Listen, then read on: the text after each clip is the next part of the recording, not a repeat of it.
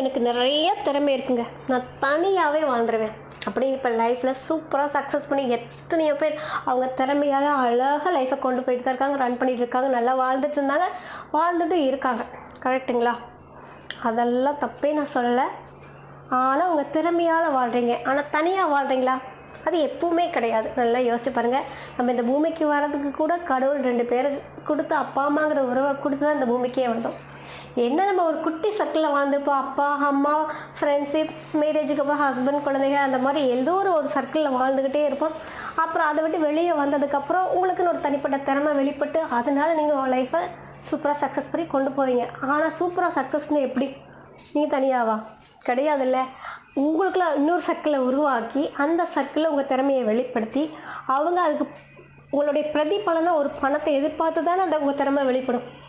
சும்மா பணமோ ஒரு அன்போ ஏதோ ஒரு வகையில் இன்னொரு பர்சன் ஏதோ ஒரு வகையில் இன்னொரு சர்க்கிள் அந்த இடத்துல இருக்குல்ல. சும்மா நீங்கள் தனியாகவே வாழ்கிறீங்களா? கண்டிப்பாக கிடையாது. இந்த உலகமே அப்படி அமைக்கப்படலையே. உலகமே 4 பேர் சுற்றி தானே அமைக்கப்பட்டிருக்கு. 4 பேர் இப்போது நம்ம சாப்பிட்ற சாப்பாட்டில் இருந்து 10 பேரோட உழைப்பு அந்த இடத்துல இருக்குது. அந்த உழைப்பு இருந்தால் தான் வாழவே முடியும் அப்படிங்கிறது மட்டும்தான் இல்லையா. ஆனால் அந்த உழைப்பை மனுஷங்களே தான் அனுபவிச்சுட்ருக்கோம்.